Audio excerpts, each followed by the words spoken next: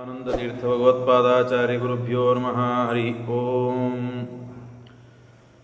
ಜಯತಿ ಹರಿರಚಿಂತ್ಯ ಸರ್ವದೇವೈಕವಂದ್ಯಃ ಪರಮಗುರುರಭೀಷ್ಟಾಮಾಪ್ತಿತಃ ಸಜ್ಜನಾನಾಂ ನಿಖಿಲ ಗುಣಗಣಾರ್ಣೋ ನಿತ್ಯ ನಿರ್ಮುಕ್ತದೋಷಃ ಸರಸಿಜನೈನೋಷೋ ಶ್ರೀಪತಿರ್ಮಾನದೂನಃ ಮಾಯಾವಿ ಪರಮಾನಂದಂ ತ್ಯಕ್ತ್ವಾ ವೈಕುಂಠಮುತ್ತಮಂ ಸ್ವಾಮಿ ಪುಷ್ಕರ್ಣೀತೀರೆ ರಮಯಾ ಸಹ ಮೋದತೆ. ಕಲ್ಯಾಣಾದ್ಭುತಗಾತ್ರಾಯ ಕಾಮಿತಾರ್ಥಪ್ರದಾಯಿನೇ ಶ್ರೀಮದ್ವೆಂಕಟನಾಥಾಯ ಶ್ರೀನಿವಾಸಾಯ ತೇ ನಮಃ. ಬ್ರಹ್ಮರುದ್ರಾದಿವಂದ್ಯಂ ತ್ವಾಂ ಭಜೆ ವೆಂಕಟನಾಯಕಂ ನಿವಾರಯಸ್ವಾನಿಷ್ಟಾನಿ ಸಾಧಯಿಷ್ಟಾನಿ ಮಾಧವ. ಅಭ್ರಮಂ ಭಂಗರಹಿತಂ ಅಜಡಂ ವಿಮಲಂ ಸದಾ ಆನಂದತೀರ್ಥಮತುಲಂ ಭಜೆ ತಾಪತ್ರಯಾಪಹಂ. ಚಿತ್ರೈಃ ಪದೈಶ್ಚ ಗಂಭೀರೈರ್ವಾಕ್ಯೈರ್ಮಾನೈರಖಂಡಿತೈಃ ಗುರುಭಾವಂ ವ್ಯಂಜಯಂತಿ ಭಾತಿ ಶ್ರೀರೈತೀರ್ಥವಾನ್. ನೌಮಿನ್ಯಾಯ ಸುಧಾಧಿಕೃಜ್ಜಯ ಮುನೀನ್ ಶ್ರೀಪಾದರಾಟ್ಸನ್ಮಣೀನ್ ವ್ಯಾಸಾರ್ಯಾನ್ ವಿವಿಧಾಗಮಬ್ಧಿವಿಹರಾನ್ ಶ್ರೀಮಾದಿರಾಜಾನಪಿ ವಂದೇ ಹಂಸವರಾನ್ ರಘುತ್ತಮಗುರುನ್ ವೈದದ್ಯವಾರಾನಿಧೀನ್ ಶ್ರೀಸತ್ಯವ್ರತರಾಘವೇಂದ್ರಮುನಿಪಾನ್ ಸದ್ಬೋಧಸಧ್ಯಾನಪಾನ್. ವಿದ್ಯಾಯಾಂ ವಿಬುಧಾಚಾರ್ಯಂ ವೇದಜ್ಞಾನಾಬ್ಧಿಚಂದಿರಂ ದುರ್ಮತಧ್ವಾಂತಮಾರ್ತಂಡಂ ಸತ್ಯಧ್ಯಾನಮುನಿಂ ಭರೆ. ಸತ್ಯಾಭಿಜ್ಞಕರಾಬ್ಜೋತ್ಥಾನ್ ಪಂಚಾಶದ್ವರ್ಷಪೂಜಕಾನ್ ಸತ್ಯಪ್ರಮೋದತೀರ್ಥಾರ್ಯಾನ್ ನೌಮಿನ್ಯಾಯ ಸುಧಾರತಾನ್. ಶಾಸ್ತ್ರೇಷು ಪಾರದರ್ಶ್ವಾನಂ ಶಾಸ್ತ್ರಜ್ಞೇಷು ಚ ವತ್ಸಲಂ ದೀನಭಕ್ತೋದ್ಧಾರಕರಂ ಸತ್ಯಾತ್ಮಾನಂ ಗುರುಂ ಭರೆ. ವಿದ್ಯಾಪೀಠವಿದಾತಾರಂ ವಿದ್ಯಾವಾರಿಧಿಚಂದಿರಂ ವಿದ್ಯಾರ್ಥಿವತ್ಸಲಂ ವಂದೇ ಮಹಾಮಹಿಮಸದ್ಗುರುಂ. ಆಪಾದಮೌಲಿಪರ್ಯಂತಂ ಗುರುಣಾಂ ಆಕೃತಿಂ ಸ್ಮರೇತ್ ತೇನ ವಿಘ್ನಾಃ ಪ್ರಣಶ್ಯಂತಿ ಸಿದ್ಧ್ಯಂತಿ ಚ ಮನೋರಥಾಃ. ಶ್ರೀ ಗುರುಭ್ಯೋ ನಮಃ. ಹರಿ ಓಂ. ಸ್ವಸ್ತ್ಯಸ್ತು ಅಶೇಷತಾಂ ಸನ್ಮಂಗಳಾನಿ ಸಂಭವಂತು. ಸಮ್ಯಕ್ ಶ್ಲೋಕೈಕಶ್ರವಣಪಠನಮಾತ್ರೇಣ ಮಕ್ತುಶ್ಚ ಶ್ರೋತॄಣಾಂ ನಿಖಿಲ ಕಲಿಕೃತಕಲ್ಮಷಾಪನೋತನಪಟುತರೆ ಧರ್ಮಾದ್ಯ ಕಿಲ ಪುರುಷಾರ್ಥ ಸಾಧಿನೀಭೂತೆ ಶ್ರೀ ಭವಿಷ್ಯೋತ್ತರ ಪುರಾಣಾಂತರ್ಗತೆ ವೆಂಕಟೇಶ ಮಾಹಾತ್ಮ್ಯೆ. ಅದ್ಯ ಕಥಾ ಪ್ರಾರಂಭೆ ಸತಿ ಕಿಂಚಿತ್ ಪೂರ್ವಕಥಾ ಪ್ರಮೇಯಾನುವಾದಃ. ಪರಮಾತ್ಮ ಭೂಮಿ ಮೇಲೆ ಅವತಾರ ಮಾಡಿ ತನ್ನ ಅದ್ಭುತವಾದ ಕಲ್ಯಾಣವದ ಮಹಿಮೆಯನ್ನು ತೋರಿಸೋದಕ್ಕಾಗಿ ಬಂದಿದ್ದಾನೆ. ಅದರಲ್ಲಿ ಈ ಪರ್ವತಕ್ಕೆ 4 ಯುಗಗಳಲ್ಲಿ 4 ಹೆಸರು ಅಂತ ಜನಕರಾಜನಿಗೆ ಶತಾನಂದರು ಹೇಳಿದಾಗ 4 ಯುಗದಲ್ಲಿ ವೃಷಭಾದ್ರಿ, ಅಂಜನಾದ್ರಿ ಮತ್ತು ಶೇಷಾದ್ರಿ ಮತ್ತು ವೆಂಕಟಾದ್ರಿ. ವೆಂಕಟಾದ್ರಿಯ ಮಹಿಮೆಯನ್ನು ನಿನ್ನೆ ಕೇಳಿದ್ರಿ. ಮಾಧವ ಎಂಬ ಬ್ರಾಹ್ಮಣ ಸಕಲ ವೇದಗಳನ್ನು ತಿಳಿದವನು ಮತ್ತು ವಿವಾಹಿತನಾದವನು ಅಕಸ್ಮಾತ್ತಾಗಿ ಕಾಮಿತನಾದಾಗ ತನ್ನ ಹೆಂಡತಿ ಜೊತೆಗೆ ಸಂಗ ಮಾಡಬೇಕು ಅಂತ ಅಪೇಕ್ಷೆಯಾದಾಗ ತಾನು ವನಕ್ಕೆ ಹೋಗಿದ್ದಾನೆ, ಕಾಡಿಗೆ ಹೋಗಿದ್ದಾನೆ. ಅಲ್ಲಿ ದುಷ್ಟಳಾದ ಒಬ್ಬ ಕುಂತಲೆ ಅಂತನ್ನುವ ಸ್ತ್ರೀಯನ್ನು ನೋಡಿದ್ದಾನೆ. ನೋಡಿ ಮೋಹಿತನಾಗಿ ತನ್ನ ಹೆಂಡತಿಯನ್ನು ತಿರುಗಿ ಮನೆಗೆ ಕಳಿಸಿ ತಾನು 12 ವರ್ಷಗಳ ಕಾಲ ಆ ಹೆಣ್ಣನ್ನು ಭೋಗ ಮಾಡಿ ಜೀವನ ಕಳೆದಿದ್ದಾನೆ. ಪಾಪಿಷ್ಠನಾಗಿದ್ದಾನೆ. ಆದರೆ ಅವನ ಜೀವ, ಅವನ ಯೋಗ್ಯತೆ ಅತೀ ಶ್ರೇಷ್ಠವಾದದ್ದು, ಉತ್ತಮವಾದದ್ದು. ಇಷ್ಟು ಆಗಿದೆ.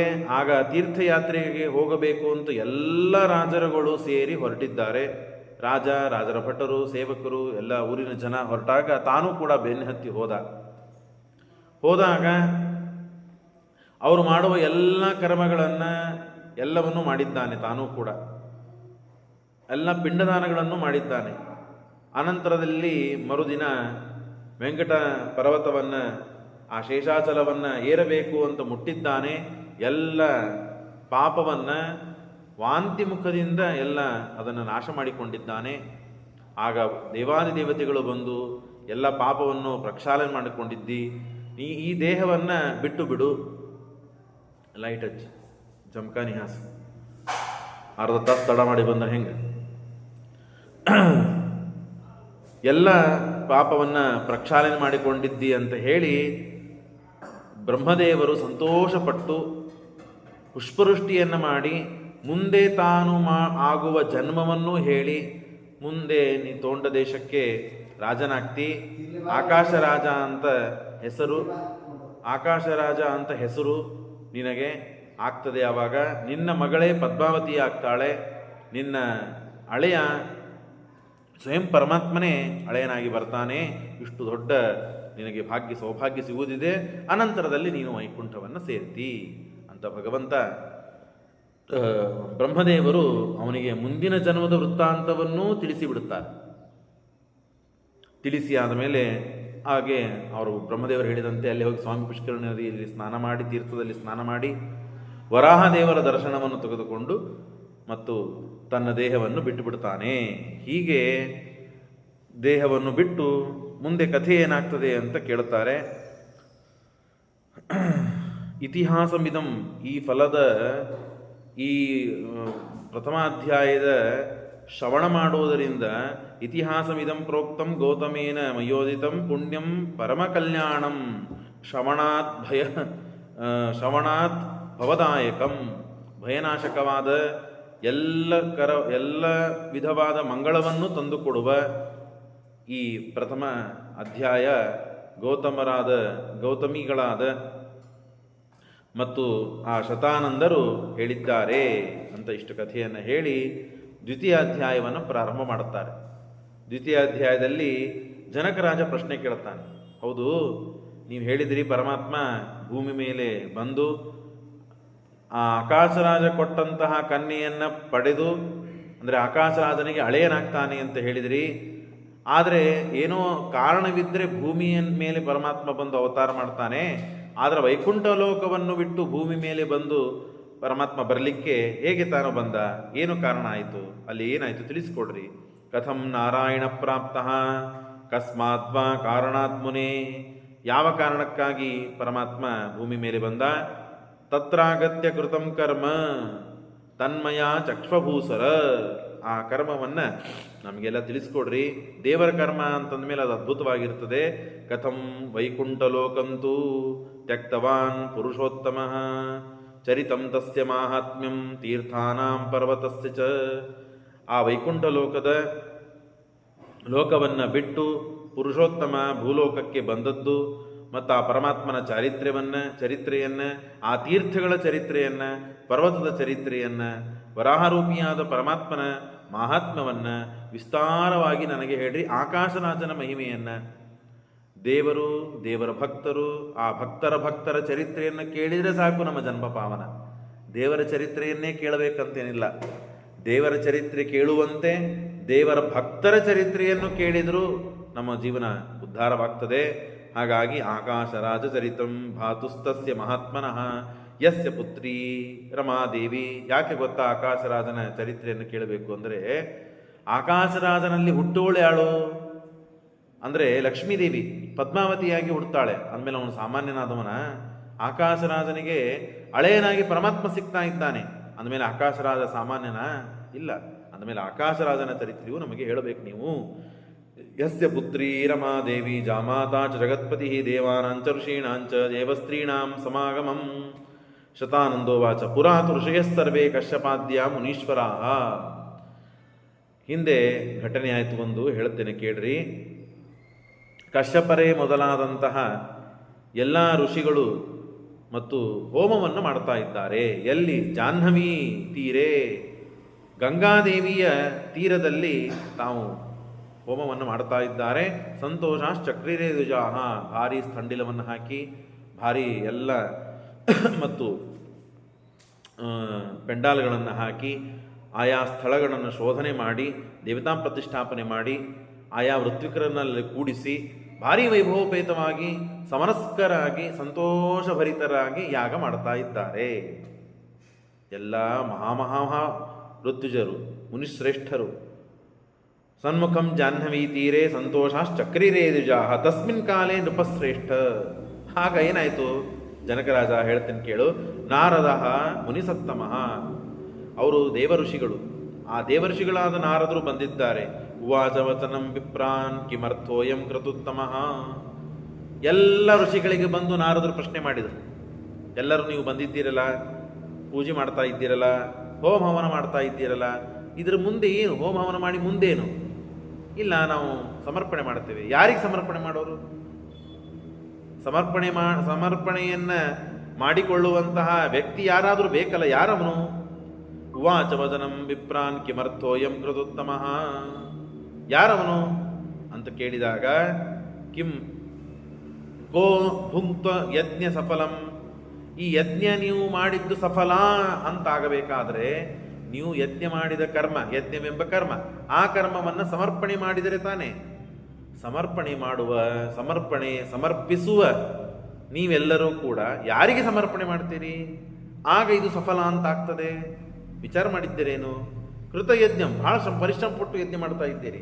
ಬಿಸಿಯಲ್ಲಿ ಕೂತಿದ್ದೀರಿ, ಚಳಿಯಲ್ಲಿ ಕೂತಿದ್ದೀರಿ, ಗಾಳಿಯಲ್ಲಿ ಕೂತಿದ್ದೀರಿ, ಸ್ನಾನ ಮಾಡಿಕೊಂಡಿರಿ, ಜೋರಾಗಿ ವೇದಘೋಷವನ್ನು ಮಾಡ್ತಾ ಇದ್ದೀರಿ, ಭಕ್ತಿಯಿಂದ ಮಾಡ್ತಾ ಇದ್ದೀರಿ, ಎಲ್ಲ ನಿಜ, ಅದರಲ್ಲಿ ಯಾವ ಸಂದೇಹ ಇಲ್ಲ ನನಗೆ. ಆದರೆ ಇದು ಮುಗೀತು, ಎಲ್ಲಿ ಮುಗೀತು? ಯಾರಿಗೆ ಮುಗೀತು? ಯಾರಿಗೆ ಸಮರ್ಪಣೆ ಮಾಡ್ತೀರಿ ಇದನ್ನು? ಕೃತಯಜ್ಞ ಫಲಂ ತಸ್ಯ ಚಾಪ್ಯತೆ ಮುನಿಪುಂಗವಾ ಅಂತ ಮುನಿಶ್ರೇಷ್ಠರು ನೀವೆಲ್ಲ. ಹಾಗಾಗಿ ನೀವು ಇದನ್ನು ಹೇಳಬೇಕು ನನಗೆ ಅಂತ ನಾರದರ ಮಾತನ್ನು ಕೇಳಿದರು ಎಲ್ಲ ಋಷಿಗಳು. ನಾಟಕವನ್ನು ಮಾಡಬೇಕಾದಾಗ ದೊಡ್ಡವರಂತೆ ನಾಟಕ ಮಾಡಲಿಕ್ಕೆ ಯಾರಿಗೂ ಬರುವುದಿಲ್ಲ, ಹಾಗಾಗಿ ಅವರು ದೊಡ್ಡವರಾಗಿರ್ತಾರೆ. ಗೊತ್ತಿಲ್ವಾ ಎಲ್ಲ ಋಷಿಗಳಿಗೆ? ದೇವರು ಸರ್ವೋತ್ತಮ, ಲಕ್ಷ್ಮೀದೇವಿ ಅನಂತರ, ಬ್ರಹ್ಮ ವಾಯುವಾದಿಗಳು ಎಲ್ಲರೂ ಅನಂತರ ಅಂತ ತಾರತಮ್ಯ ಗೊತ್ತಿಲ್ವಾ? ಗೊತ್ತಿದೆ. ಆದರೆ ಸಮಾಜಕ್ಕೆ, ಜಗತ್ತಿಗೆ ಯಜ್ಞವನ್ನು ಮಾಡುವಾಗ ಸಮರ್ಪಣೆಯನ್ನು ದೇವರಿಗೇ ಮಾಡಬೇಕು ಅಂತ ತಿಳಿಸಿಕೊಡುವ ಮಹತ್ತರವಾದ ಉದ್ದೇಶಗಳು ಇದ್ದಾಗ ಅದನ್ನು ತಿಳಿಸಿಕೊಡೋದಕ್ಕಾಗಿ ನಾರದರು ಬಂದಿದ್ದಾರೆ. ಶುತ್ವಾತೆ ಮುನಿಪುಂಗವ ಸಂಶಯಾರ್ಥಂ. ಏನೋ ಟೆನ್ಷನ್ ಆದಂತೆ ಮಾಡಿಕೊಂಡ್ರು ಎಲ್ಲರೂ. ಹೌದಲ್ಲಪ್ಪ, ಸುಮ್ಮನೆ ಇಷ್ಟೆಲ್ಲ ಕಷ್ಟಪಟ್ಟು ತುಪ್ಪ ಹಾಕಿ ಖರ್ಚು ಮಾಡಿ ಏನು ಇದನ್ನು ಯಾರಿಗೆ ಸಮರ್ಪಣೆ ಮಾಡೋದು ನಾವು ಅಂತೇನೋ ಸ್ವಲ್ಪ ಚಿಂತಾಕ್ರಾಂತರಾದಂತೆ ತೋರಿಸ್ತಾ ಇದ್ದಾರೆ. ಕಥಮತ್ತ ವಿಚಾರ್ಯತಾಂ ಆಗ ಎಲ್ಲರೂ ಕೈ ಜೋಡಿಸಿ ಬ್ರಹ್ಮವಿದಾಂ, ಬ್ರಹ್ಮಶ್ರೇಷ್ಠರಾದ ಬ್ರಹ್ಮಜ್ಞಾನಿಗಳಾದ ಭೃಗು ಋಷಿಗಳನ್ನು ಆಶ್ರಯಿಸಿದರು. ಸ್ವಾಮಿ, ಇಷ್ಟೆಲ್ಲ ಋಷಿಗಳು ಯಜ್ಞ ಮಾಡ್ತಾ ಇದ್ದಾರೆ, ಇವರಲ್ಲಿ ಉತ್ತಮರಾದವರು ನಾವು ತಿಳಿದ ಮಟ್ಟಿಗೆ ನೀವೇ. ಯಾಕೆ? ಬ್ರಹ್ಮನ ಸಾಕ್ಷಾತ್ಕಾರ ಮಾಡಿಕೊಂಡಿದ್ದೀರಿ ನೀವು. ಹಾಗಾಗಿ ದೇವರನ್ನು ನೋಡಿದಂತಹ ವ್ಯಕ್ತಿ ನೀವು. ಅಂದಮೇಲೆ ಕೃತಾಂಜಲಿ ಪುಟ, ಕೈ ಜೋಡಿಸಿ ನಮಸ್ಕಾರ ಮಾಡಿ ಪ್ರಾರ್ಥನೆ ಮಾಡ್ತಾ ಇದ್ದಾರೆ. ಹೋಗಿಕೊಂಡು ನೋಡಿಕೊಂಡು ಬನ್ನಿ, ಯಾರು ಉತ್ತಮರು ಇದರಲ್ಲಿ, ಅವರಿಗೆ ನಾವು ಯಜ್ಞ ಸಮರ್ಪಣೆ ಮಾಡೋಣ, ಅದು ಸಫಲವಾಗ್ತದೆ, ನಾವು ಮಾಡಿದ ಕರ್ಮ ಯಶಸ್ಸು ಕಾಣುತ್ತದೆ. ಹಾಗಾಗಿ ತಿಳಿದುಕೊಂಡು ಬನ್ನಿ ಅಂತಂದಾಗ, ಗಚ್ಚ ಶೀಘ್ರಂ ಮಹಾಬುದ್ಧೇ, ಆಯಿತು ಅಂತ ಹೇಳಿ ಆ ಋಷಿಗಳಿಗೂ ಸಂತೋಷ ಆಯಿತು. ನಾನು ಹೋಗಿ ಬರ್ತೇನೆ ಅಂತ ಹೇಳಿ ನೇರವಾಗಿ ಬ್ರಹ್ಮಪಟ್ಟಣಕ್ಕೆ, ಸತ್ಯಲೋಕಕ್ಕೆ ಹೋಗಿದ್ದ. ಗಚ್ಚ ಶೀಘ್ರಂ ಮಹಾಬುದ್ಧೇ ಪರಂ ವೇತ್ತುಂ ಸುರೋತ್ತಮ್, ಯಾರು ದೇವಶ್ರೇಷ್ಠ ನೋಡ್ಕೊಂಡು ಬನ್ನಿ ಅಂದಾಗ ಹೋಗ್ತೇನೆ. ಇತಿ ತೇಷಾಂ ವಚ ಶ್ರುತ್ವಾ ಯಯೋ ಕಂಜಜ ಮಂದಿರಂ, ಯಾರು? ಬ್ರಹ್ಮದೇವರ ಪಟ್ಟಣಕ್ಕೆ ಹೋಗಿದ್ದಾರೆ. ತತ್ರ ಅಷ್ಟಬಾಹುಂ, 8 ಕೈಗಳು ಇವೆ ಬ್ರಹ್ಮದೇವರಿಗೆ. 8 ಕೈಗಳಿವೆ, 4 ತಲೆಗಳಿವೆ. 4 ತಲೆಗಳಿಂದ, ಮುಖದಿಂದ ವೇದಘೋಷವನ್ನು ಮಾಡ್ತಾ ಇದ್ದಾರೆ. ಋಗ್ವೇದ, ಯಜುರ್ವೇದ, ಸಾಮವೇದ, ಅಥರ್ವವೇದ. ಏನು ಊಹಾ ಮಾಡಿಕೊಂಡ್ರೆ ಹೇಗಿರಬೇಕು? ಸಾಮಾನ್ಯ ಒಬ್ಬ ವೇದವನ್ನು ತಿಳಿದ ಯಥಾರ್ಥವಾಗಿ ಅನ್ನುವ ಬ್ರಾಹ್ಮಣನನ್ನು ಕಂಡು ಆ ವೇದಘೋಷವನ್ನು ಕೇಳಿದರೆ ಮನಸ್ಸಿಗೆ ಸಮಾಧಾನವಾಗಿ ಎಲ್ಲ ಚಿಂತೆಗಳನ್ನು ಕಳೆದುಕೊಂಡಂತೆ ಮನಸ್ಸು ಇರುತ್ತದೆ. ಅಂಥ ಸ್ಥಳದಲ್ಲಿ, ಈ ಪ್ರಸಂಗದಲ್ಲಿ ಬ್ರಹ್ಮದೇವರು ಸ್ವಯಂ ವೇದಾಭಿಮಾನಿಗಳಾದಂತಹ ಸರಸ್ವತಿ ದೇವಿ, ಆ ಸರಸ್ವತಿ ದೇವಿಗೆ ಅಭಿಮಾನಿಯಾದಂತಹ ಬ್ರಹ್ಮದೇವರು, ಆ ಬ್ರಹ್ಮದೇವರು ಪರಮಾತ್ಮನನ್ನು ಸ್ತೋತ್ರ ಮಾಡ್ತಾ ಇದ್ದರೆ ಏನದ ಪ್ರಸಂಗ? ಅದು ಹೋಗಿದ್ದಾರೆ ನೋಡೋದಕ್ಕೆ ಭೃಗು ಋಷಿಗಳು. ಆ ಭೃಗು ಋಷಿಗಳು ಹೋದಾಗ ತದ್ವೇದ ಘೋಷ ವಿವರ್ಜಿತಂ ದಿಶಾ ಪಾಲ ಗಣೇಶಾರ್ಧಂ ಕಿರೀಟಂ, ಎಲ್ಲ ಕಡೆಗೆ ಭಾರೀ ವಿಧವಾದ ಅಲಂಕಾರ, ತೋರಣಗಳು, ಮಾಲೆಗಳು, ಎಲ್ಲ ಸ್ತಂಭಗಳು, ಅವುಗಳಿಂದ ಸೇರಿದಂತಹ ಪಟ್ಟಣ.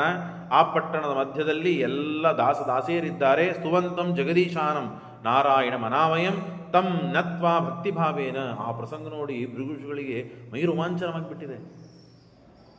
ನಾವು ಒಂದು ಸಭೆಗೋ ಅಥವಾ ಒಂದು ಸಮಾರೋಪಕ್ಕೋ ಅಥವಾ ಚಾತುರ್ಮಾಸ್ಯಕ್ಕೋ ಅಥವಾ ಯಾವುದೋ ಒಂದು ಹೋಮಕ್ಕೋ, ಭಾಗವತ ಮಂಗಳಕ್ಕೋ, ಏನೋ ಒಂದು ಪ್ರಸಂಗಕ್ಕೆ, ಮಹಾಭಾರತ ಮಂಗಳಕ್ಕೆ ಹೋದಾಗ ನೋಡಿದರೆ ಇದ್ದಂತಹ ವಿದ್ವಾಂಸರು, ಹೇಳುವ ಪ್ರವಚನಗಾರರು, ನೋಡುವ ವೈಭವ, ಅದನ್ನೆಲ್ಲ ನೋಡಿ ಏನೋ ಮನಸ್ಸಿಗೆ ಸಮಾಧಾನ. ಏನೋ ಎಲ್ಲೋ ಬಂದೀವಿ ನಾವು, ಇಲ್ಲೆಲ್ಲ ಶಿಸ್ತಾಗಿರಬೇಕು, ಅಂತ ಅನ್ನುಕೊಳ್ಳುವಂತೆ ಭೃಗು ಋಷಿಗಳು ಸ್ವಯಂ ಯಜ್ಞವನ್ನು ಮಾಡಿಸೋರು, ಯಜ್ಞ ಮಾಡೋರು, ವೇದವನ್ನು ಹೇಳೋರು. ಅಂಥದ್ದು ನಾನು ಯಾವ ಲೋಕಕ್ಕೆ ಬಂದಿನಿದು ಅಂತ ಏನೋ ದಿಗ್ಭ್ರಾಂತರಾಗುವಂತೆ ತೋರಿತವರಿಗೆ. ಅಷ್ಟು ಚೆನ್ನಾಗಿ ವೇದವನ್ನು ಹೇಳ್ತಾ ಇದ್ದಾರೆ ಬ್ರಹ್ಮದೇವರು. ಅಷ್ಟು ಶಿಸ್ತಬದ್ಧಾಗಿ ಇದ್ದಾರೆ ದಾಸದಾಸಿಯರು. ಅಷ್ಟು ಚೆಂದಾಗಿ ತಯಾರು ಮಾಡಿದ್ದಾರೆ ಆ ಸತ್ಯಲೋಕವನ್ನು. ನೋಡಿ 2ನೇ ಕ್ಷಣಕ್ಕೆ ಭಕ್ತಿ ಬಂದು ನಮಸ್ಕಾರ ಮಾಡಿಬಿಟ್ಟಿದ್ದ. ನಮಸ್ಕಾರ ಮಾಡು, ನಮಸ್ಕಾರ ಮಾಡು, ನಮಸ್ಕಾರ ಮಾಡು ಅಂತ ಹೇಳಬೇಕು ಮಾಡದೇ ಇದ್ದವರಿಗೆ. ಆದರೆ ತಿಳಿದವರು, ಬುದ್ಧಿವಂತರು, ಭಕ್ತಿ ತಂತಾನೇ ಜಾಗೃತವಾಗಿ ಭಕ್ತಿ ಒಳಗೆ ಇರ್ತದೆ. ಅದು ಅಭಿವ್ಯಕ್ತಿಗೆ ಒಂದು ಕಾರಣ ಬೇಕಾಗ್ತದೆ. ಕಾರಣ ಬಂತು. ಏನು? ವೇದಘೋಷ.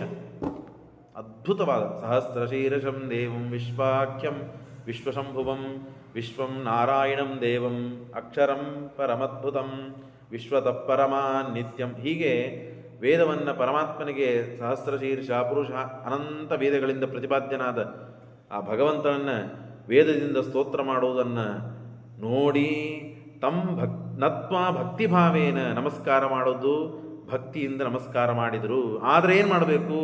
ಪಾತಯಾಮಾಸ ತಂ ಕಾಯಂ. ಏನೂ ಅವನಿಗೇನು ಹೇಳೋಕ್ಕೆ ಕಾಣಲಿಲ್ಲ ಋಷಿಗಳಿಗೆ. ತಂತಾನೇ ದೇಹ ಬಾಗಿಬಿಟ್ಟಿದೆ.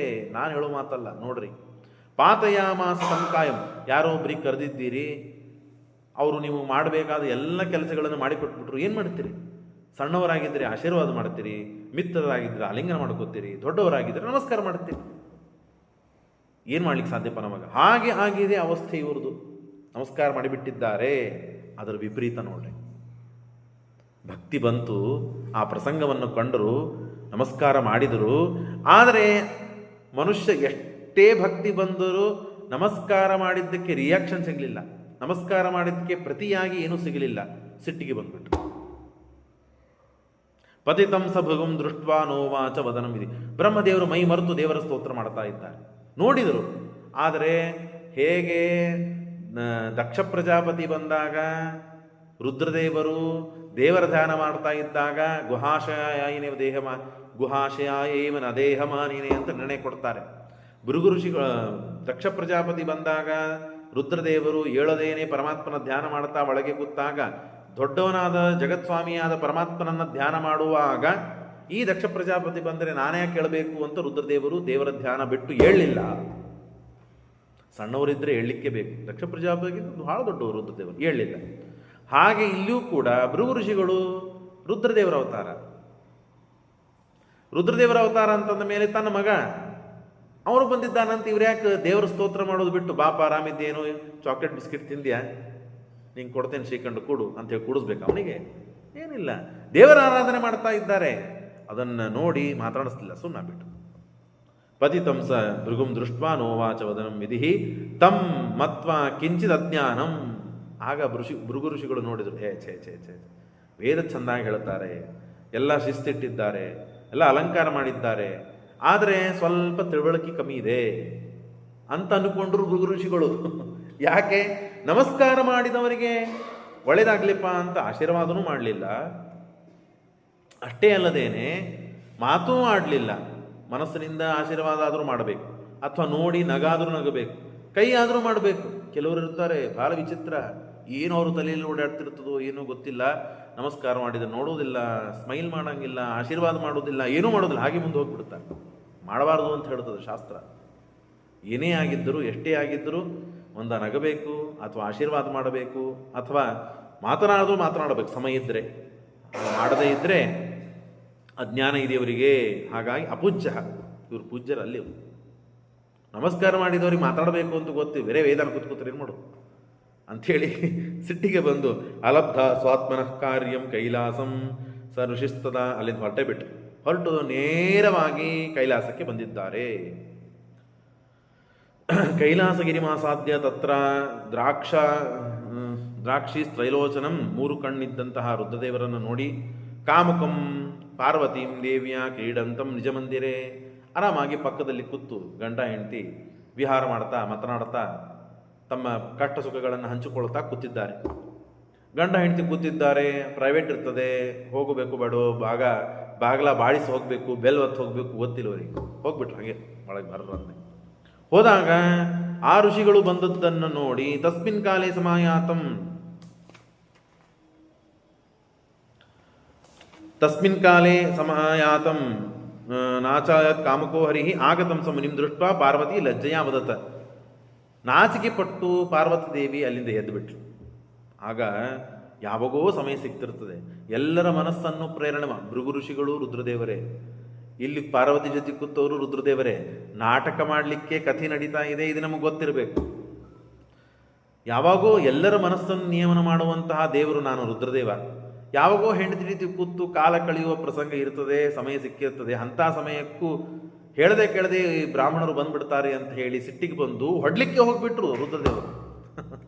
ಹೇಗಿದೆ ನೋಡ್ರಿ. ತಜ ಶೀಘ್ರಂ ಮಹಾಬಾಹೋ ಹ್ಯಾಗತೋ ಮುನಿಪುಂಗವ ಇತಿ ತಸ್ಯಾಮಚ ಶ್ರುತ್ವ. ಹೇಳ್ರಿ ಮುನಿಗಳು ಬಂದಿದ್ದಾರೆ, ಸ್ವಾಗತ ಮಾಡ್ರಿ ಅವರಿಗೆ ಅಂತ ಹೇಳಿ ಪಾರ್ವತಿ ದೇವಿ ಹೇಳ್ತಾ ಇದ್ದಾಳೆ. ಇವರಿಗೆ ಸಿಟ್ಟು ಬಂತು. ಹಂತುಂ, ಕೊಲ್ಲಿಕ್ಕೆ ಹೋಗ್ಬಿಟ್ರು, ಹೊಡ್ಲಿಕ್ಕಲ್ಲ. ಅಭೇದ್ಯಂ ಋಷಿಂ ಶಾಪ ನಿರಾಕರೋತ್. ಆಗ ಋಷಿಗಳು ಶಾಪ ಕೊಟ್ಟು ತಡೆದ್ಬಿಟ್ರು. ಇವರು ಕೊಲ್ಲಿಕ್ಕೆ ಬಂದಂತಹ ಶಿವನನ್ನ, ರುದ್ರದೇವರನ್ನ ಶಾಪದಿಂದ ತಡೆದರು. ಏನು ಶಶಾಪ? ಸಹ ಋಷಿ ಶಂಭು ಲೋಕೆ ತ್ವಂ ನೈವ ಪೂಜ್ಯಸೇ. ಲೋಕದಲ್ಲಿ ನೀನು ಪೂಜಿತನಾಗಬೇಡ, ಮತ್ತು ಪೂಜಿತನಾಗುವುದಾದರೆ ನಿನ್ನ ಲಿಂಗ ಪೂಜೆ ಆಗಲಿ ಮೂರ್ತಿ ಪೂಜೆ ಆಗುವುದು ಬೇಡ ಅಂತ ಹೇಳಿ ಭೃಗು ಋಷಿಗಳೇ ಶಾಪ ಕೊಡ್ತಾ ಇದ್ದಾರೆ. ಯಾರಿಗೆ? ರುದ್ರದೇವರಿಗೆ. ರುದ್ರನಿಗೆ ಶಾಪ ಕೊಟ್ಟ. ದೇವರ ಇಚ್ಛೆ ಇತ್ತು, ಇವನು ಹಿಂಗಾಗಬೇಕು ಅಂತ ಅದನ್ನು ಮಾಡಿಕೊಂಡ್ರಷ್ಟೇ. ಇತ್ಯುಕ್ತ್ವಾ ಸ ಋಷಿ ಪಶ್ಚಾತ್ ವೈಕುಂಠಂ ಹರಿಮಂದಿರಂ. ಮೊದಲಿಗೆ ಸತ್ಯಲೋಕಕ್ಕೆ ಹೋದರು. ಅಲ್ಲಿ ಬ್ರಹ್ಮದೇವರಿಗೆ ಸ್ವಲ್ಪ ಅಜ್ಞಾನ ಇದೆ ಅಂತ ತಿಳಿದ್ರು. ಅಜ್ಞಾನ ಇದೆ ಅಂತ ತಿಳಿದು ಗಪ್ಪನಾದ, ಸುಮ್ಮಾಗಿ ಬಂದ್ಬಿಟ್ರು. ಭಾಳೇನು ಅಲ್ಲಿ ರಿಯಾಕ್ಷನ್ ತೋರಿಸ್ಲಿಲ್ಲ, ಪ್ರತಿಯಾಗಿಯೂ ಮಾತನಾಡಲಿಲ್ಲ. ರುದ್ರದೇವರ ಹತ್ರ ಬಂದಾಗ ರುದ್ರದೇವರು ಯಾವ ರೀತಿಯಾಗಿ ಭಾರಿ ಕ್ರೂರವಾದ ಪ್ರತಿಕ್ರಿಯೆಯನ್ನು ತೋರಿಸಿದ್ರು. ಕೊಲ್ಲಿಕ್ಕೆ ಹೋದರು. ನಾನು ಬಿಟ್ಟರೆ ಸತ್ಯ ಹೋಗ್ತೀನಿ ಅಂತ ಹೇಳಿ ಅವ್ರಿಗೆ ಶಾಪ ಕೊಟ್ಟು ನಿಲ್ಲಿಸ್ಬಿಟ್ರು. ಇನ್ನು ಉಳಿದೋದು ಯಾವುದು? ವೈಕುಂಠ. ಆ ವೈಕುಂಠಕ್ಕೆ ಹೋಗಿದ್ದಾರೆ. ವೈಕುಂಠದ ವರ್ಣನೆ ಮಾಡ್ತಾರೆ. ಪ್ರಾಕಾರ ಗೋಪುರದ್ವಾರ ನವತೋರಣಭೂಷಿತಂ. 4 ಮಹಾದ್ವಾರಗಳು, ದೊಡ್ಡ ದೊಡ್ಡ ಗೋಪುರಗಳು, ಎಲ್ಲ ಕಡೆಗೆ ತೋರಣಗಳು ಜೋತು ಹಾಕಿದ್ದಾರೆ, ಮಾಲಿಗಳನ್ನು ಬಿಟ್ಟಿದ್ದಾರೆ. ನವತೋರಣ ಭೂಷಿತಂ ಚತುರ್ದಿಕ್ಷು ಚತುರ್ದ್ವಾರ ಪಾಲಕೈ ಶೋಭಿತಂ. 4 ದಿಕ್ಕುಗಳಲ್ಲಿ 4 ದ್ವಾರಗಳಿವೆ. ಭಾರಿ ಶೋಭಾಯಮಾನವಾದದ್ದು. ತತ್ರ ತಯ್ಯ, ಒಳಗೆ ಪ್ರವೇಶ ಮಾಡಿದ್ದಾರೆ. ಭಾರ ರಮಣೀಯ ವಾತಾವರಣ, ಗಾಳಿ ಎಲ್ಲ ಒಳ್ಳೆಯದಿದೆ. ಶಯ್ಯಾಗ್ರಹೆ, ಪರಮಾತ್ಮ ಮಲಗಿದ್ದಾನೆ. ರಮಾದೇವಿ ಪಾದನ್ನ ಒತ್ತಾ ಇದ್ದಾಳೆ. ಲಕ್ಷ್ಮಣ ಸಮೇತಂ ದೇವೇಶಂ ದದರ್ಶ ಭೃಗುಸ್ತದ. ಆಗ ಪರಮಾತ್ಮ ಹೀಗೆ ಮಲಗಿದ್ದಾನೆ. ಭೃಗು ಋಷಿಗಳು ಬಂದಿದ್ದಾರೆ. ದೇವರು ನೋಡಲೇ ಇಲ್ಲ. ಬಂದವರೇ ಬಂದು ತತಾಡ ಉರಸಿ ಗೋವಿಂದ, ಬಂದವರೇ ಬಂದು ಎದಿಗೆ ಜೋರಾಗಿ ಒದ್ದಿದ್ದಾರೆ ಭೃಗು ಋಷಿಗಳು. ಆಗ ಭೃಗುಪಾದ ತಲೇನ ತಂ ತಾಡ್ಯಮಾನೋ ಸಾಕ್ಷಾತ್ ಉತ್ಥಾಯ ವಿನಯಾನ್ವಿತ. ಆಗ ದೇವರು ನಕ್ಕು ಹೊಡೆದಂತಹ ಋಷಿಗಳಿಗೆ ಸಮಾಧಾನದಿಂದ ಗೆದ್ದು ವಿನಯಾನ್ವಿತ, ವಿನಯದಿಂದ ಯಾರೋ ಹೊಡೆದವನು ಅಂತ ಹೇಳಿ ಎದ್ದು ಜೋರು ಪ್ರಾರಂಭವಾಗಿ ತಾವು ಪ್ರತಿಕ್ರಿಯೆ ಮಾಡಿ ಹೊಡ್ಲಿಕ್ಕೆ ಹೋಗಿ ಏನೂ ಮಾಡಲಿಲ್ಲ.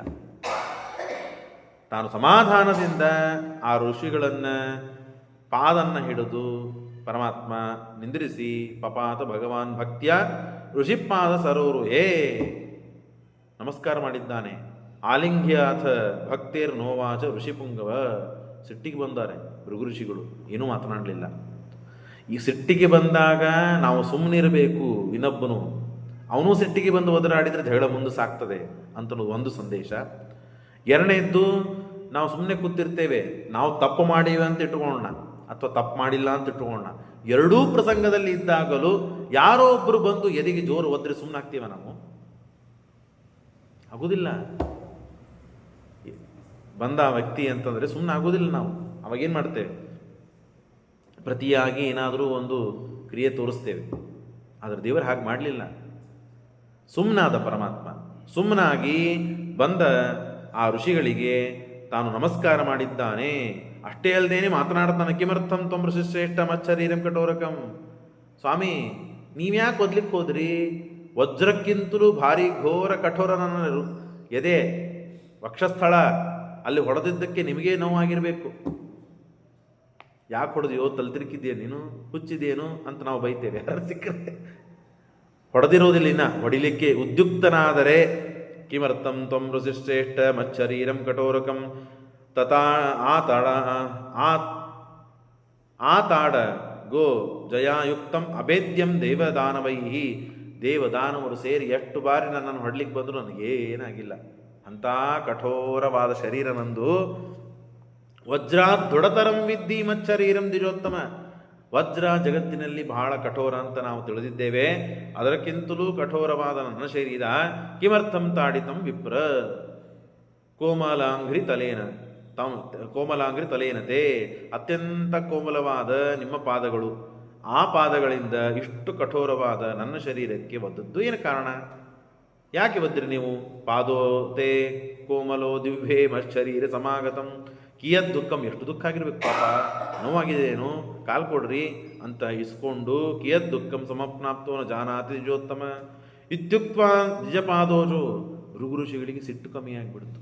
ಯಾರಪ್ಪ ಇವನು ಮಹಾತ್ಮ, ನಾನು ಸಿಟ್ಟಿಗೆ ಬಂದು ಒದ್ರೆ ಇವನೇನು ಮಾತನಾಡ್ತಾ ಇಲ್ಲ, ಪ್ರತಿಯಾಗಿ ನನಗೆ ಸಮಾಧಾನ ಮಾಡ್ತಾ ಇದ್ದಾನೆ. ಅಷ್ಟಲ್ಲದೇನೆ ತನ್ನ ಮಹತ್ವವನ್ನು ತಿಳಿಸ್ಕೊಡ್ತಾ ಇದ್ದಾನೆ. ಹೀಗೆ ಯಾರು ಮಾಡ್ತಾರೆ ಜಗತ್ತಿನಲ್ಲಿ? ದಧಾರ ಶಿರಸಾಭಕ್ತ್ಯ ವಿಪ್ರಪಾದಕಂ. ಅಷ್ಟೇ ಲಕ್ಷ್ಮೀದೇವಿ ಬಗಲಿಗೆ ಪಕ್ಕದಲ್ಲಿ ನಿಂತಿದ್ದಾಳೆ.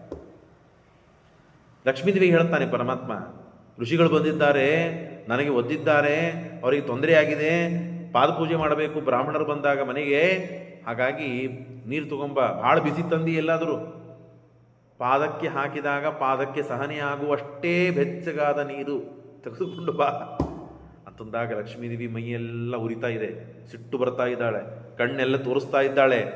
ಪರಮಾತ್ಮನಿಗೆ ಗೊತ್ತು, ಆದರೆ ಭೃಗು ಋಷಿಗಳಿಗೆ ಇರುವವರೆಗೂ ನಾ ಸೇಫ್, ಏನು ಮಾಡೋದಿಲ್ಲ, ಆಮೇಲೆ ಏನಾದರೂ ಮಾಡಲಿ ಅಂತ ಹೇಳಿ ಲಕ್ಷ್ಮೀದೇವಿಗೆ ಹೇಳಿ ಆದ ಮೇಲೆ ಲಕ್ಷ್ಮೀದೇವಿ ಬೆಚ್ಚಗೆ ನೀರು ತಂದಿದ್ದಾಳೆ, ಬೆಚ್ಚಗೆ ಬಿಸಿಯಾದ ನೀರನ್ನು ತಂದಿದ್ದಾಳೆ. ಜಗೃಹೇ ವಿಪ್ರಪಾದೋದಕಂ ಸಮಸ್ತ ಸಂಪತ್ ಸಮಮಾಪ್ತಿ ಹೇತುವ ಸಮುತ್ಥಿತಾವತ್ ಕುಲಧೂಮಕೇತವ ಅಪಾರ ಸಂಸಾರ ಸಮುದ್ರ ಹೇತವ ಪುನಂತು ಮಾಂ ಬ್ರಾಹ್ಮಣ ಪಾದಪಂಸವ. ಬ್ರಾಹ್ಮಣರ ಪಾದದ ಉದಕಕ್ಕೆ ಇಷ್ಟು ಶಕ್ತಿ ಇದೆ. ಏನು? ಅಪಾರವಾದ ಸಮುದ್ರ, ಸಾಗರವೆಂಬ ಸಮುದ್ರ, ಆ ಸಾಗರವೆಂಬ ಸಮುದ್ರವನ್ನು ದಾಟಿಸುವ ಶಕ್ತಿ ಇದೆ. ಯಾಕೆ? ದೇವರೇ ಬ್ರಾಹ್ಮಣ ಅಂದರೆ ಬೇರೆ ಅಲ್ಲ, ದೇವರ ಅಧಿಷ್ಠಾನ ಪರಿಪೂರ್ಣವಾಗಿದೆ. ದೇವರಿಗೆ ಕಾಣುವುದಿಲ್ಲ, ಮಾತನಾಡುವುದಿಲ್ಲ. ಹಾಗಾಗಿ ಅವನ ವಚನವನ್ನು, ದೇವರ ಆಜ್ಞೆಯನ್ನು, ದೇವರ ಮತ್ತು ಪ್ರತಿನಿಧಿಯಾಗಿ ಬ್ರಾಹ್ಮಣನೇ ಎಲ್ಲ ಮಾಡ್ತಾನೆ. ಹಾಗಾಗಿ ಬ್ರಾಹ್ಮಣನ ನುಡಿದ ಅಂದರೆ ಸಾಕು, ದೇವರ ನುಡಿದ ಅಂತ ಅರ್ಥ. ಬ್ರಾಹ್ಮಣನ ದರ್ಶನ ಆಯಿತು ಅಂದರೆ ದೇವರ ದರ್ಶನ ಆಯಿತು ಅಂತ ಅರ್ಥ. ಬ್ರಾಹ್ಮಣ ಸಂತೋಷಪಟ್ಟಾನೆ ಅಂದರೆ ದೇವರ ಸಂತೋಷಪಟ್ಟಿದ್ದಾನೆ ಅಂತ ಅರ್ಥ. ಇಷ್ಟು ಬ್ರಾಹ್ಮಣನ ಮಹಿಮೆ ಇದೆ. ಹಾಗಾಗಿ ಬ್ರಾಹ್ಮಣನಿಗೆ ಮತ್ತು ಪಾದಪ್ರಕ್ಷಾಲನೆ ಮಾಡಬೇಕು, ಪಾದಪೂಜೆ ಮಾಡಬೇಕು ಅಂತಂದಾಗ ತಗೊಂಡು ಬರ್ತಾಳೆ. ಆಗ ಪಾದಪೂಜೆ ಮಾಡ್ತಾನೆ. ಜಗೃಹೇ ಸಕುಟುಂಬಶ್ಚ ಸರ್ವಲೋಕಂ ವಿಡಂಬಯಂ. ಎಲ್ಲ ಕಡೆಗೆ ತನ್ನ ಲೋಕದಲ್ಲಿ ಆ ಪಾದದ ನೀರು ಪ್ರೋಕ್ಷಣೆ ಮಾಡ್ತಾನೆ ದೇವರು. ಹೀಗೆ ಮಾಡಬೇಕು ಬ್ರಾಹ್ಮಣ ಬಂದಾಗ ಅಂತ ದೇವರು ತೋರಿಸಿಕೊಡ್ತಾನೆ. ಆಗ ಸಕುಟುಂಬಶ್ಚ, ತನ್ನ ಕುಟುಂಬದವರಿಗೆ, ತನ್ನ ಪರಿವಾರದವರಿಗೆ ಎಲ್ಲರಿಗೂ ಪ್ರೋಕ್ಷಣೆ ಮಾಡ್ತಾನೆ. ವಿಡಂಬಯನ್, ದೇವರು ನಾಟಕ ಮಾಡ್ತಾ ಇದ್ದಾನೆ. ದೇವರಿಗೆ ಯಾರ ಆಶೀರ್ವಾದ ಬೇಕಾಗಿಲ್ಲ, ದೇವರೇ ಎಲ್ಲರಿಗೆ ಆಶೀರ್ವಾದ ಮಾಡುವನು. ದೇವರ ಅನುಗ್ರಹ ಇತ್ತು ಅಂದರೆ ಎಲ್ಲರೂ ಉದ್ಧಾರ ಆಗ್ತದೆ, ಎಲ್ಲರೂ ಉದ್ಧಾರ ಆಗ್ತಾರೆ.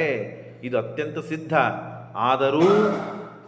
ಆದರೂ ಪರಮಾತ್ಮ ಇದನ್ನು ಸಮಾಜಕ್ಕೆ, ಜಗತ್ತಿಗೆ ಸಂದೇಶವನ್ನು ಕೊಡ್ತಾ ಇದ್ದಾನೆ. ವಿಬುಧ ದರ್ಶನಾನ್ಯವ ಪುನಂತಿ ಜಗತ್ರಯಂ ಇತ್ಯುಕ್ತೋ ದೇವದೇವೇನ ಋಷಿಶ್ಚಾಗಾಧರಾತಲಂ.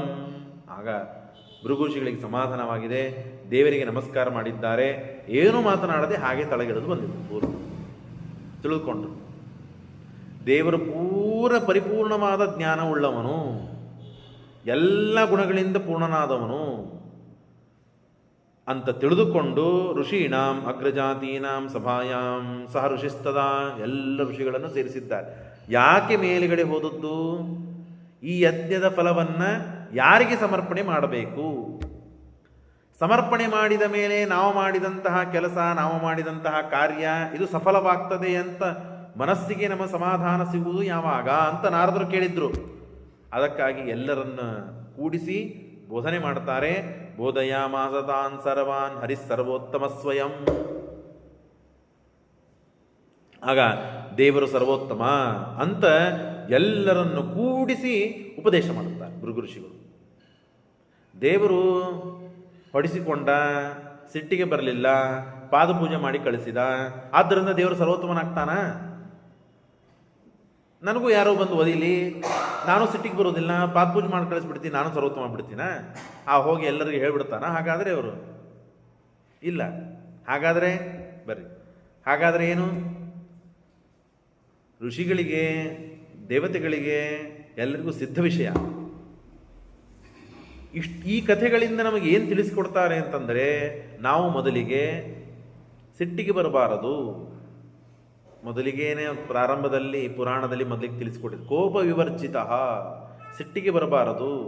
ಪ್ರಸಂಗವನ್ನು ಅರ್ಥ ಮಾಡಿಕೊಳ್ಳಬೇಕು, ಏನು ಸಂದೇಶವನ್ನು ಕೊಡಬೇಕು ಅಂತನ್ನೋದನ್ನು ತಾನು ವಿಚಾರ ಮಾಡಿ ಇಟ್ಟಿರಬೇಕು. ಅನೇಕ ಕಾರಣಗಳಿವೆ.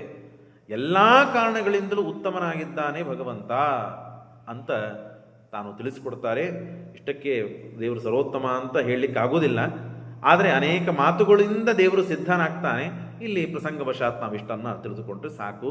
ಇತ್ತೇವಂ ಚಕ್ರಿರೇ ಯಜ್ಞಂ ಅರ್ಪಣಂ ಜಗದೀಶತು.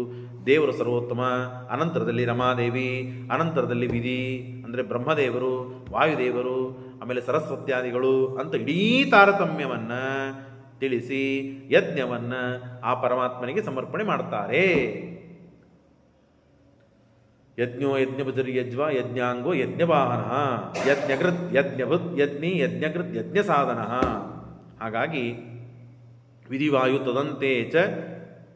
ತದಂತೆ ಸರ್ವಪೂರ್ವಕ ಏವಂ ತರತಮಾಜ್ಞೇಯ ಸುರದೈವತ ನರೇಶು ಚ ಇತ್ಯೇವಂ ಭೋಜಿತಾ ವಿಪ್ರಾಹ ಭೃಗುಣಸ್ತತ್ವವೇದಿನ. ಆ ಭೃಗು ಋಷಿಗಳಿಂದ ತಿಳಿದಂಥ ಎಲ್ಲರೂ ಕೂಡ ಸಂತೋಷಪಟ್ಟಿದ್ದಾರೆ. ಆ ದೇವರಿಗೆ ಎಲ್ಲವನ್ನೂ ಸಮರ್ಪಣೆ ಮಾಡಿದ್ದಾರೆ. ದೇವರಿಗೆ ಎಲ್ಲವನ್ನು ಸಮರ್ಪಣೆ ಮಾಡಿದ್ದಾರೆ. ತತಸ್ತು ಭಗವಾನ್ ದೇವ ಏಕಾಂತೆ ನಿಜ ಮಂದಿರೇ. ಇಷ್ಟು ಆಗಿದೆ, ಎಲ್ಲರೂ ಹೋಗಿದ್ದಾರೆ. ದೇವರು ಲಕ್ಷ್ಮೀದೇವಿ ಮಾತ್ರ ತಾವು ಆ ಮಂದಿರದಲ್ಲಿ ಅಂದರೆ ತಮ್ಮ ಮನೆಯಲ್ಲಿ ಉಳ್ಕೊಂಡಿದ್ದಾರೆ. ಸಾರ್ಧಂಚ ರಮಯಾತಿಷ್ಠ ಓವಾಚ ರಮಯಾ ಹರಿಂ. ಪರಮಾತ್ಮನನ್ನು ಕೂಡಿ ಪರಮಾತ್ಮನ ಜೊತೆಗೆ ರಮಾದೇವಿ ಮಾತನ್ನು ಹೇಳುತ್ತಾಳೆ. ಏನು? ಗಚ್ಛಾಮಿ ದೇವದೇವೇಶ ತತ್ ತ್ಯಕ್ವಾತಂ ಜಗದೀಶ್ವರ. ನಾನು ಮನೆ ಬಿಟ್ಟು ಹೋಗ್ತೇನೆ, ನನಗೆ ಇರ್ಲಿಕ್ಕೆ ಆಗಂಗಿಲ್ಲ. ದೇವರು ಇಷ್ಟೊತ್ತನ ನಾಟಕ ಮಾಡಿದ ಅಂದಮೇಲೆ ಲಕ್ಷ್ಮೀದೇವಿಯು ನಾಟಕ ಮಾಡಬೇಕು. ನೀವು ಕೇಳಿದ್ದೀರಿ ಮಹಾಭಾರತ ತಾತ್ಪರ್ಯದಲ್ಲಿ, ಯಾಮ್ಯಾಂ ಪರೇಶ ಉರುಧೈವ ಕರೋತಿ ಲೀಲಾಂ ತಾಂ ತಾಂ ಕರೋತ್ಯನು ತಥೈವ ರಮಾಪಿ ದೇವಿ. ದೇವರು ಹೇಗೆ ನಾಟಕ ಮಾಡ್ತಾನೋ ಹಾಗೆ ಲಕ್ಷ್ಮೀದೇವಿ ನಾಟಕ ಮಾಡ್ತಾಳೆ. ಯಾಕೆ? ತನ್ನ ಮನಸ್ಸನ್ನು ತಿಳಿದುಕೊಂಡಿದ್ದಾಳೆ. ನಾಟಕದಲ್ಲಿ ಭಾಗಿಯಾಗಿದ್ದವಳೇ ಮುಖ್ಯ ಪಾತ್ರವನ್ನು ಮಾಡಿದವಳೇ ಲಕ್ಷ್ಮೀದೇವಿ, ಅನಂತರದಲ್ಲಿ ಎಲ್ಲವರು. ಹಾಗಾಗಿ ಲಕ್ಷ್ಮೀದೇವಿ ಭೂಲೋಕಕ್ಕೆ ಹೋಗಬೇಕು ಅಂತ ದೇವರು ಮನಸ್ಸಿನಲ್ಲಿ ಇಚ್ಛೆಪಟ್ಟಿದ್ದಾನೆ. ಅದಕ್ಕಾಗಿ ಎಲ್ಲ ನಾಟಕ ಮಾಡಿದ್ದು, ನಾರದರನ್ನು ಕಳಿಸಿದ್ದು. ಹಾಗಾಗಿ ಭೃಗು ಋಷಿಗಳು ಬಂದದ್ದು, ನನ್ನ ಎದೆಗೆ ಬಂದದ್ದು. ಲಕ್ಷ್ಮೀದೇವಿ ವೈಕುಂಠವನ್ನು ಬಿಟ್ಟು ಹೋಗ್ಲಿಕ್ಕೆ ಒಂದು ಕಾರಣ ಬೇಕಾಗಿತ್ತು. ಈ ಕಾರಣವನ್ನು ಹುಡುಕಿಕೊಂಡ್ಳು.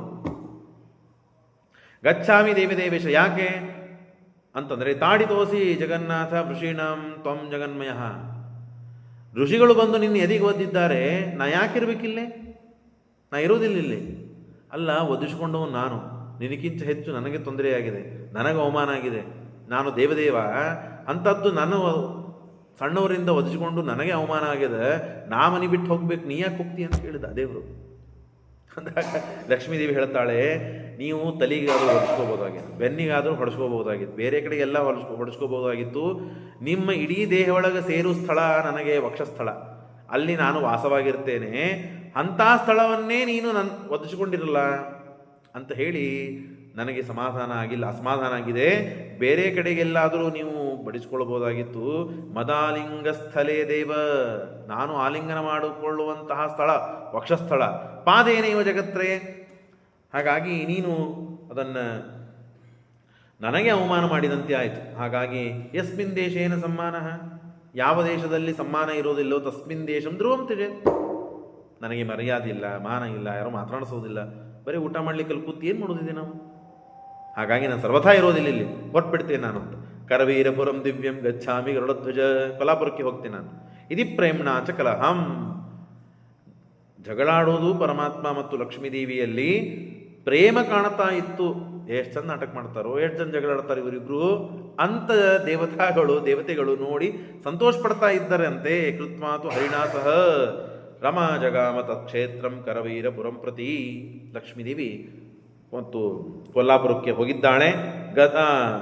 ಯದಾಗತ ಮಹಾಲಕ್ಷ್ಮಿಸ್ತದಾ ನಾರಾಯಣ ಹರಿ. ಪರಮಾತ್ಮ ಒಬ್ಬನೇ ಇದ್ದ, ಎಷ್ಟು ದಿವಸ ಇರ್ತಾನೆ? ಹೆಂಡತಿ ಮನೆಯಲ್ಲಿ ಅಂದರೆ ಏನು ಮಾಡಬೇಕು? ಗಂಡ ಒಬ್ಬನೇ ಕಸ ತೆಗಿಬೇಕು, ಭಾಂಡಿ ಇಡಬೇಕು, ಒಲಿ ಹಚ್ಚಬೇಕು, ಅನ್ನಕ್ಕಿಡಬೇಕು, ದೇವ್ರ ಪೂಜಾನೂ ಮಾಡಬೇಕು, ಬಡಿಸ್ಕೊಳ್ಬೇಕು ತಾನೇ. ಮತ್ತು ಆದಮೇಲೆ ಊಟ ಆದಮೇಲೆ ತಾನೇ ಎಲ್ಲ ತೆಗಿಬೇಕು. ಭಾಂಡಿ ಒಯ್ದಿಲ್ಲ ಸರಿ ಇಲ್ಲಂದ್ರೆ ಅವನಿಗೆ ಭಾಂಡಿ ತೆಗಿಬೇಕು. ಎಲ್ಲ ಮಾಡೋದು, ನೀರು ಹಚ್ಚೋದು, ಲೈಟ್ ಹಚ್ಚೋದು, ನೀರು ಏರಿಸೋದು ಎಲ್ಲ ಇವನೇ ಮಾಡಿದಂದ್ರೆ ಏನು ಮಾಡಬೇಕು? ಹಾಗಾಗಿ ಬೇಸರ ಆಯ್ತು. 4 ದಿವಸ ಹೋದ್ರೆ ಹೋಗಲಿ, ಬರ್ತಾಳೆ ಅಂತ ಕಾಯ್ದ, ಬರಲಿಲ್ಲ. ನಾನೇ ಮಾಡ್ತೀನಿ ಅಂತ ಕೂತ, ಅವನ ಕಡೆಯಿಂದೂ ಆಗಲಿಲ್ಲ, ನಾನು ಹೋಗ್ತೇನೆ ಅಂತ ಹೊರಟ್ಬಿಟ್ಟ ದೇವರು. ಅಷ್ಟಾವಿಂಶತಮೇ ಪ್ರಾಪ್ತೆ ದ್ವಾಪರಾಂತೆ ಕಲಿಯುಗವು. ಕಲಿಯುಗದಲ್ಲಿ ಪರಮಾತ್ಮ ಬರಬೇಕಾಗಿ, ದ್ವಾಪರದ ಅಂತ್ಯಕಾಲದಲ್ಲಿ, ಕಲಿಯುಗ ಪ್ರಾರಂಭದಲ್ಲಿ ದೇವರು ಭಗವಂತ ಭೂಮಿ ಮೇಲೆ ಇಳಿದ್ದಾನೆ. ಯಸ್ಮಿನ್ ದೇಶೇ ಯದಾ ಪ್ರೇಮ ಕಲಹೋಸ್ಯ ಪ್ರಶಾಮತಿ ಕರ್ಮಣ ಏನ ಚ ತಥಾ ತದ್ದತಸ್ತ ಕರೋಮಿ ತತ್. ಎಲ್ಲ ಪರಮಾತ್ಮ ನಾಟಕವನ್ನೇ ಮಾಡ್ತಾ ಇದ್ದಾನೆ. ಇತಿ ಸಂಕಲ್ಪ ಗೋವಿಂದೋ ಲೀಲಾ ಮಾನುಷ ವಿಗ್ರಹ. ಪ್ರತಿ ಕ್ಷಣಕ್ಕೂ ಪುರಾಣಕಾರರು ನಿರ್ಣಯವನ್ನು ಕೊಡ್ತಾರೆ. ನಿಮ್ಮಂತೆ ಸಾಮಾನ್ಯ ಲಕ್ಷ್ಮಿ ಮತ್ತು ಪರಮಾತ್ಮ ಅಲ್ಲ, ಅವನು ದೇವದೇವ. ಲಕ್ಷ್ಮೀದೇವಿ ಜಗನ್ಮಾತೆ. ಕೇವಲ ನಾಟಕ ಮಾಡಿ ಸಜ್ಜನರು ಉದ್ಧಾರ ಮಾಡೋದಕ್ಕಾಗಿ ಅನೇಕ ವರಶಾಪಗಳಿವೆ. ಆ ಎಲ್ಲ ವರಶಾಪಗಳಂತೆ ಭೂಲೋಕದಲ್ಲಿ ಅವತಾರ ಮಾಡಿ ಎಲ್ಲ ಜನರ ಉದ್ಧಾರ ಮಾಡಬೇಕಾಗಿದೆ. ದುಷ್ಟರಿಗೆ ಅನ್ನಂತಮಸ್ಸಿಗೆ ಹಾಕಬೇಕಾಗಿದೆ. ಇಷ್ಟು ದೊಡ್ಡ ಜವಾಬ್ದಾರಿಯನ್ನು ದೇವರು ಹೊತ್ತಿದ್ದಾನೆ. ಅದನ್ನು ಪೂರ್ಣವಾಗಿ ಮಾಡಬೇಕಾದರೆ ದೇವರು ಭೂಮಿ ಮೇಲೆ ಬರಲಿಕ್ಕೇ ಬೇಕು, ಲಕ್ಷ್ಮೀದೇವಿ ಭೂಮಿ ಮೇಲೆ ಬರಲಿಕ್ಕೇ ಬೇಕು. ಹಾಗಾಗಿ ಮಾಯಾವಿ ಪರಮಾನಂದಂ ತ್ಯಕ್ವಾ ವೈಕುಂಠ ಉತ್ತಮಂ. ಪರಮಾತ್ಮ ಭೂಮಿ ಮೇಲೆ ವೈಕುಂಠಕ್ಕೆ ಬಂದಿದ್ದಾನೆ. ವೈಕುಂಠವನ್ನು ಬಿಟ್ಟು ಭೂಮಿ ಮೇಲೆ ಬಂದಿದ್ದಾನೆ. ಎಲ್ಲಿ ಬಂದ ಪರಮಾತ್ಮ? ಗಂಗಾಯ ದಕ್ಷಿಣೇ ದೇಶೇ ಯೋಜನಾನಾಂ ಶತತ್ರಯೇ. ನಾವು ಮನೆಯನ್ನು ಆರಿಸುವುದೂ ಕೂಡ, ಬಾಡಿಗೆ ಮನೆ ಹಿಡಿಬೇಕಲ್ಲ ನಾವು, ಅಥವಾ ಸ್ವಂತ ಮನೆ ಜಾಗ ತೊಗೊಂಡು ಕಟ್ಟಬೇಕಾಗ್ಯದಲ್ಲ. ಎಂತಲ್ಲಿ ಜಾಗ ತಗೋಬೇಕು, ಎಂತಲ್ಲಿ ಮನೆ ಕಟ್ಟಬೇಕು, ಅಥವಾ ಎಂತಲ್ಲಿ ಬಾಡಿಗೆ ಇರ್ಲಿಕ್ಕೆ ಹೋಗ್ಬೇಕು, ಇದನ್ನು ನೋಡಿಕೊಂಡೇ ಯಾರೋ ಇದ್ದಾರೋ ಏನೋ ಮಾಡ್ಲಿಕ್ಕತ್ತಾರೋ ಹೋಗಿ ನೋಡು ವಿಚಾರ ಮಾಡದೇನೆ ಹೋಗಿ ಇದ್ಬಿಟ್ರೆ ಅಲ್ಲಿದ್ದು ಸಾಧನ ಆಗೋದಿಲ್ಲ. ನಮಗೆ ಮನಸ್ಸು ಸಮಾಧಾನ ಇರೋದಿಲ್ಲ, ಚಿತ್ತ ವಿಕ್ಷೇಪಗೊಳ್ಳುತ್ತದೆ. ಯಾವುದಕ್ಕಾಗಿ ಬಂದಿವೋದು ಆಗುವುದೇ ಇಲ್ಲ. ಹಾಗಾಗಿ ದೇವರು ಹೇಳ್ತಾನೆ, ಎಂತಲ್ಲಿ ಹೋಗಿ ದೇವರ ಮನೆ ಹಿಡಿದ ಅಂತಂದರೆ ಗಂಗಾಯ ದಕ್ಷಿಣೇ ದೇಶೇ. ಗಂಗಾ ದಕ್ಷಿಣ ದೇಶಕ್ಕೆ, ಗಂಗಾ ತೀರದಿಂದ ದಕ್ಷಿಣ ದೇಶಕ್ಕೆ ಯೋಜನಾನಾಂ ಶತತ್ರೇ 300 ಯೋಜನ ದೂರದಲ್ಲಿ ಸುವರ್ಣಮುಖಿನಿ ನಾಮ ನದೀನಾಂ ಪ್ರವರ ನದಿ. ಸುವರ್ಣಮುಖಿ ಅಂತನ್ನುವ ಅತ್ಯಂತ ಶ್ರೇಷ್ಠವಾದ, ಎಲ್ಲ ನದಿಗಳಲ್ಲಿ ಶ್ರೇಷ್ಠವಾದ ನದಿ. ಆಗ ಶುಕ್ರಸ್ಯ ವರದಾ ಪುಣ್ಯ ಹಸ್ತಸ್ಯ ಮುನಿ ಪೂಜಿತ. ಅಗಸ್ತ್ಯ ಮುನಿಗಳು ಪೂಜಿತವಾದ ರುದ್ರದೇವರ ಶಿಲೆ ಇದೆ, ಅಂದರೆ ಲಿಂಗ ಇದೆ. ತಸ್ಯಾಹ ಉತ್ತರೇ ತೀರೆ ಕ್ರೋಧ ವೆಂಕಟಗಿರಿ ನಾಮ ವರ್ತತೆ ಪುಣ್ಯಕಾನನಃ. ಒಂದು ದೊಡ್ಡದಾದಂತಹ ಅರಣ್ಯದ ಮಧ್ಯದಲ್ಲಿ ಈ ವೆಂಕಟಗಿರಿ ಅಂತ, ಅದಕ್ಕೆ ಶೇಷ ವೆಂಕಟಾಚಲ ಅಂತ ಕರೀತಾರೆ. ಅದರ ಮೇಲೆ ಭಾಗದಲ್ಲಿ ಸುವರ್ಣಗಿರಿ ಪುತ್ರಸ್ತು. ಅದಕ್ಕೆ ಆ ಬೆಟ್ಟ ಯಾವುದು ಅಂತಂದರೆ ವೆಂಕಟಾಚಲ ಅಂತ ಹೆಸರು. ಆದರೆ ಮೇರು ಪರ್ವತದ ನಂದನ ಮಗ ಅದು. ಮೇರು ಪರ್ವತ ಬಂಗಾರಮಯವಾದ ಪರ್ವತ. ಆ ಬಂಗಾರಮಯವಾದ ಪರ್ವತದ ಪುತ್ರ ಆನಂದಾದ್ರಿ. ಆನಂದಾದ್ರಿಗೇನೆ ಮತ್ತೆ ಶೇಷದೇವರು ಸುತ್ತಿಕೊಂಡಿದ್ದು. ಆವಾಗ ವಾಯುದೇವರ ಅನುಗ್ರಹ ಮಾಡಿ ಶೇಷಾಚಲ ಅಂತ ಅದಕ್ಕೆ ಹೆಸರು ಕೊಟ್ಟರು. ಅನಂತರದಲ್ಲಿ ತನ್ನ ಪಾಪಗಳನ್ನು ಕಳೆದುಕೊಂಡಿದ್ದಕ್ಕಾಗಿ ವೆಂಕಟಾಚಲ ಅಂತ ಹೆಸರು ಬಂತು. ಆ ವೆಂಕಟಾಚಲದಲ್ಲೇನೆ ಪರಮಾತ್ಮ ಬಂದು ವಾಸ ಮಾಡಿದ್ದಾನೆ. ಮೇಲೆ ಸಾಕ್ಷಾತ್ ಶೇಷಾವತಾರೋಸು. ನೋಡಿದರೆ ಬೆಟ್ಟ ಶೇಷಾಚಲ.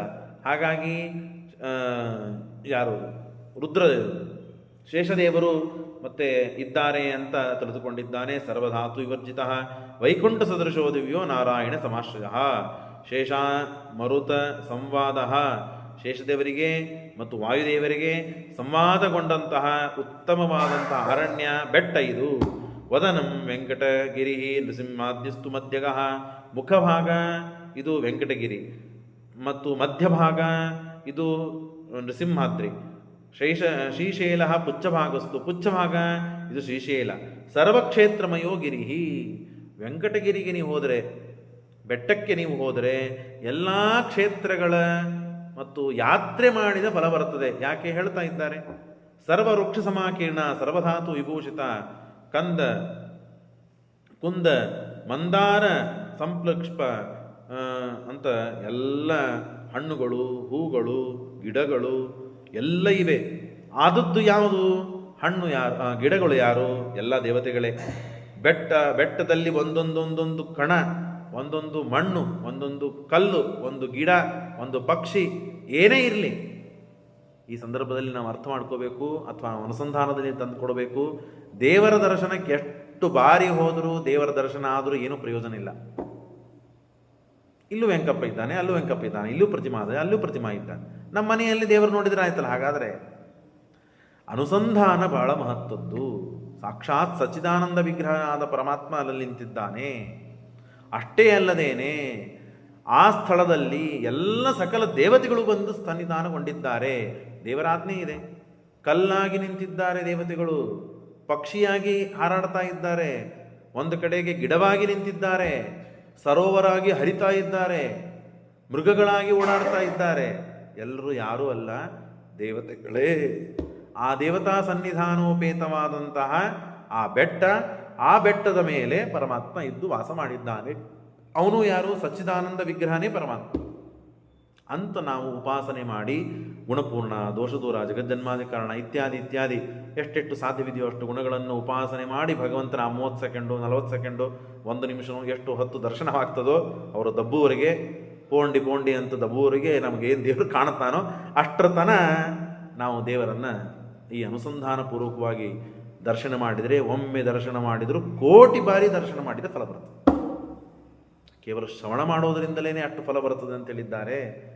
ಆದಮೇಲೆ ಆ ಶ್ರವಣದಿಂದ ಬಂದ ಯಾವ ಜ್ಞಾನ, ಆ ಜ್ಞಾನಪೂರ್ವಕವಾಗಿ ಅನುಸಂಧಾನಪೂರ್ವಕವಾಗಿ ದೇವರ ದರ್ಶನ ಮಾಡಿದರೆ ಮುಗಿದೋಯ್ತು, ನಮ್ಮ ಜನ್ಮ ಸಾರ್ಥಕ. ಅದನ್ನು ಹೇಳ್ತಾ ಇದ್ದಾರೆ. ಇಷ್ಟೆಲ್ಲ ಯಾಕೆ ಹೇಳಬೇಕಿದನ್ನೆಲ್ಲ? ಇಷ್ಟೆಲ್ಲ ಮಹಿಮೋಪೇತವಾದ ಆ ಬೆಟ್ಟದ ಮೇಲೆ ಪರಮಾತ್ಮನ ಸನ್ನಿಧಾನ ಇದೆ ಅಂತ ನಾವು ಅನುಸಂಧಾನ ಮಾಡೋದಕ್ಕಾಗಿಯೇ ಹೇಳ್ತಾ ಇದ್ದಾರೆ. ದೇವದಾರು ವಿವಾಶ್ರಿತ ಸಿಂಹ ಸಾರ್ಧೂಲ, ಎಲ್ಲ ಬೆಟ್ಟ ಅಂತಂದ ಮೇಲೆ ಎಲ್ಲ ಬೆಟ್ಟಕ್ಕೆ ಲಕ್ಷಣ ಇದ್ದಂತಹ ಜಲಚರ ಪ್ರಾಣಿಗಳು ಅಥವಾ ಮೃಗಗಳು, ಪಕ್ಷಿಗಳು, ಗಿಡಗಳು, ಹೂಗಳು, ಹಣ್ಣುಗಳು, ಇವುಗಳಿಂದ ಸೇರಿದ ಗಿಡಗಳು ಇವೆಲ್ಲ ಇರಲಿಕ್ಕೆ ಬೇಕಲ್ಲ, ಎಲ್ಲ ಇವೆ. ಯಾರಪ್ಪ ಹೌದು? ನಾನು ಹೇಳಿದ್ದೇನೆ ಕಟ್ಟಿ ಅಂತ ಅನಿಸ್ತದೆ ನಿಮಗೆ. ಅಲ್ಲ, ಪುರಾಣ ಹೇಳ್ತಾ ಇದೆ. ತರವೋ ದೇವತಗಣಾಹ, ತರುಗಳು ಅಂದರೆ ವೃಕ್ಷಗಳು, ಎಲ್ಲ ದೇವತೆಗಳು. ಮೃಗಾಶ್ಚ ಮುನಿಪುಂಗವ, ಮುನಿಗಳು ಎಲ್ಲ ಮೃಗಗಳಾಗಿದ್ದಾರೆ. ಪಿತರ ಪಕ್ಷಿಣ ಸರ್ವೇ, ಎಲ್ಲ ಪಿತೃಗಳು ಪಕ್ಷಿಗಳಾಗಿ ಹಾರ್ತಾ ಇದ್ದಾರೆ. ಪಾಷಾಣ, ಕಲ್ಲುಗಳಾಗಿದ್ದಾರೆ. ದೇವರ ಸಲುವಾಗಿ ಜಡನೂ ಆಗ್ತಾರೆ ದೇವತೆಗಳು. ಕಲ್ಲುಗಳಾಗಿ ಬಿದ್ದಿದ್ದಾರೆ. ಒಂದು ಕಡೆ ಬಿದ್ದರೆ ಅಲ್ಲೇ ಬೀಳ್ಬೇಕು ಅವರು. ಬಿಸಿಲಿರಲಿ, ಥಂಡಿರಲಿ, ಗಾಳಿ ಇರಲಿ, ಮಳೆ ಇರಲಿ, ಚಳಿ ಇರಲಿ, ಹಾಗೆ ಬಿದ್ದಾರೆ. ಯಕ್ಷ ಕಿನ್ನರಹ ಏವಂ ಪ್ರಭಾವೋಸ್ಯ ಗಿರೀಂದ್ರ ಜನ್ಮನ ಶ್ರೀ ವೆಂಕಟೇಂದ್ರಾದಿಸ್ತು ಹರೇಸ್ತಥೈವ ಜಾನಂತಿನ ಬ್ರಹ್ಮ ಶಿವೇಂದ್ರ ಪೂರ್ವಕಾ ಅತ್ಯಲ್ಪ ವೀರ್ಯ ಮನುಜಾಸ್ತ ಕಿಂ ಪುನಃ. ಇಂಥ ಶ್ರೇಷ್ಠವಾದ ಉತ್ತಮವಾದಂತಹ ಬೆಟ್ಟ, ಆ ದೇವತೆಗಳ ಸನ್ನಿಧಾನೋಪೇತವಾದಂತಹ ಆ ಭಗವಂತನ ದರ್ಶನವನ್ನು ಯಾರು ಮಾಡಿಕೊಳ್ತಾರೋ ಅವರ ಜೀವನ ಪಾವನ ಅಂತ ತಿಳಿಸಿಕೊಡ್ತಾ ಇದ್ದಾರೆ. ಶ್ರೀಕೃಷ್ಣಾರ್ಪಣಮಸ್ತು. ಮುಂದಿನ ಭಾಗವನ್ನು ಮತ್ತೆ ಪುನಃ ನಾಳಿನ ದಿವಸ ಕೇಳೋಣ.